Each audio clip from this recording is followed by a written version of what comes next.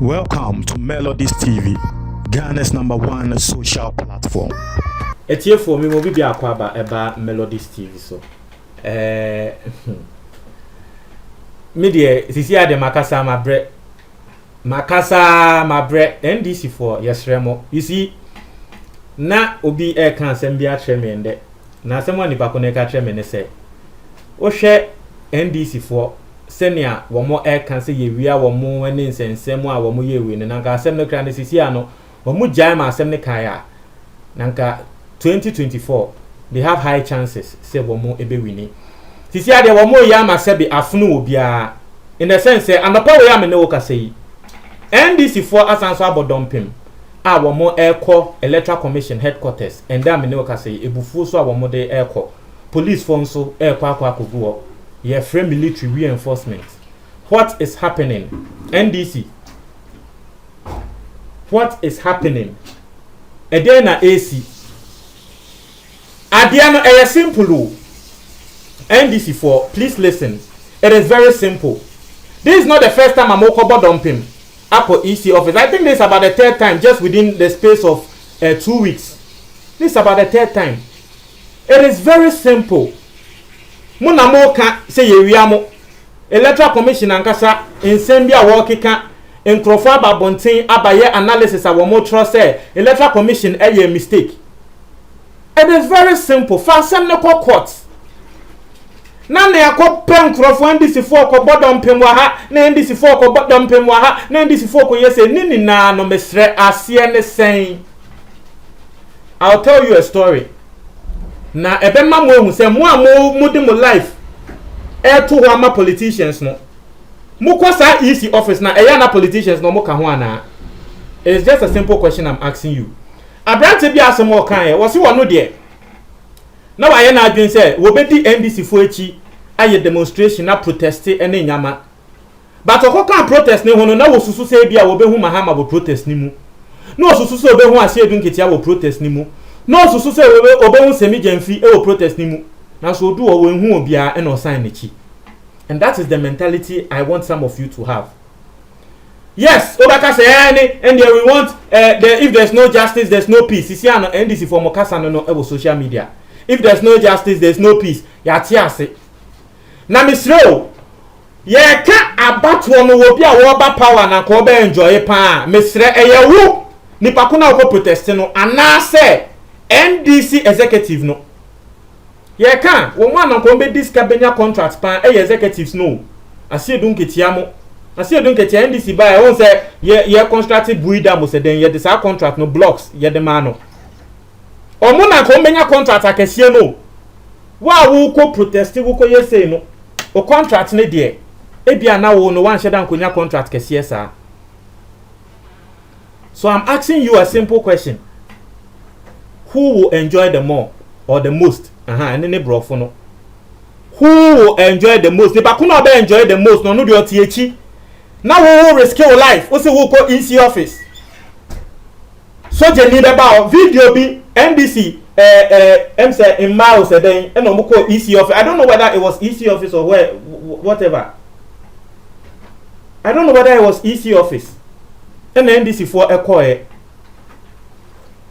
na fe mame NDC for mbao mu se na police no wa fa barricade no e dey pin mame na obehu ne say the police don't even care say o your ban na wo nya bema as far as yama ne order say wo mbra ho wo bia wo be ye rough bia no yenye ni se ne ye be ne yakayaka de ukọ ho na obukofu na omuko tutio police wan ka sa ba bontia ba be ka say election no esi ye no intro 45 efiri mu ewu some for 5 no mo efiri mu ewu no. I'm asking you a simple question. And then ye ka wo mo ho asem ana. Police will report that came out.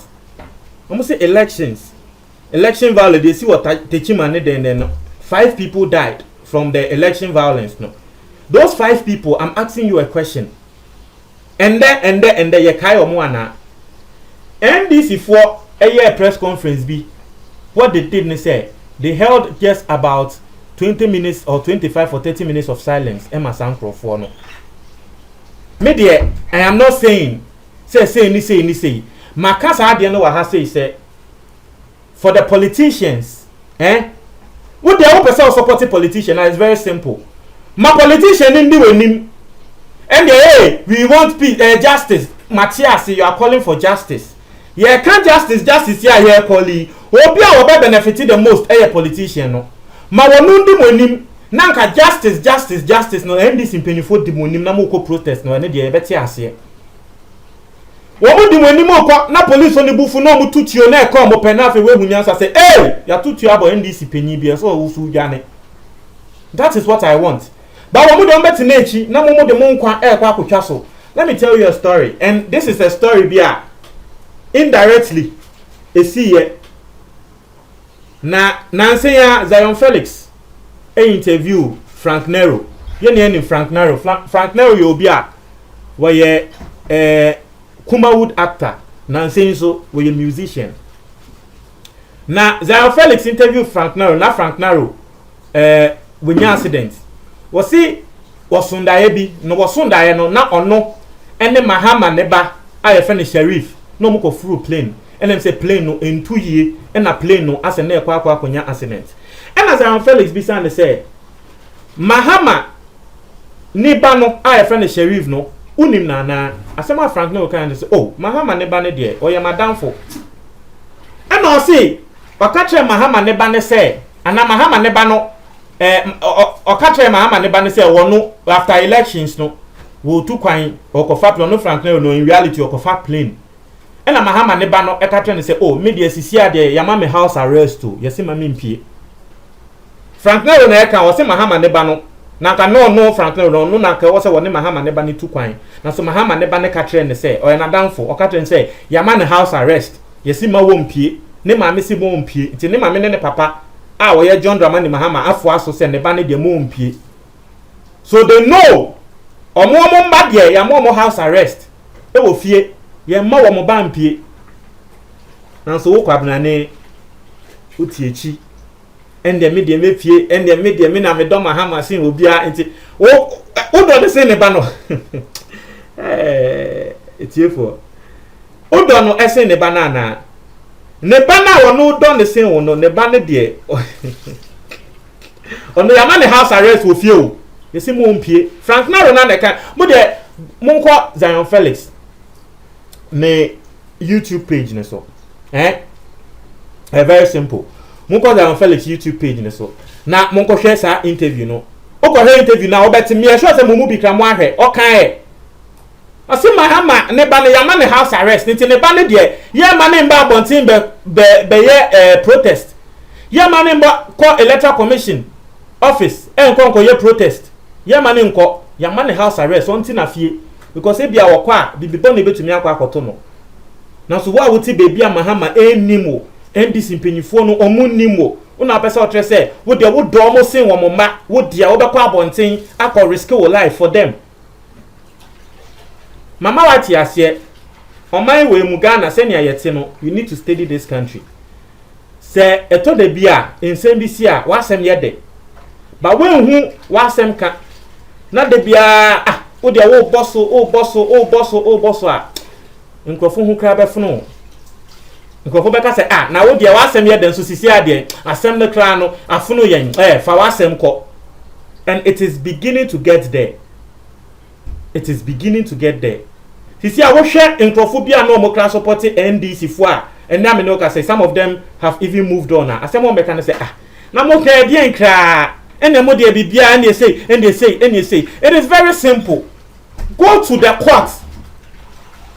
NDC for one and more lawyers that want to make us evidence. More enough evidence that will stand the test of time. Mwaka samwaka se mukwa court ne ebo asem ni gukra na Ghana for evidence amobe presenting no Ghana for nkasa be hu ne se we die e san se ebia Supreme Court ho ebia say ni say inter no bo mo asem Ghana for beji mo asem atum. So why don't you go?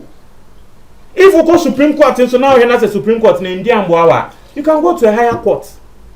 I don't know the technicalities in going to Abia International Court. I friend The Hague. No, I don't know the technicalities in there, but obviously, and they say they are sorry you are now walk. But NDC4, you have people who are knowledgeable. Please do the right thing. It is as simple as that. Don't put people's life at risk. You yourself, I would hear me, don't put your life at risk. Don't try and comment box.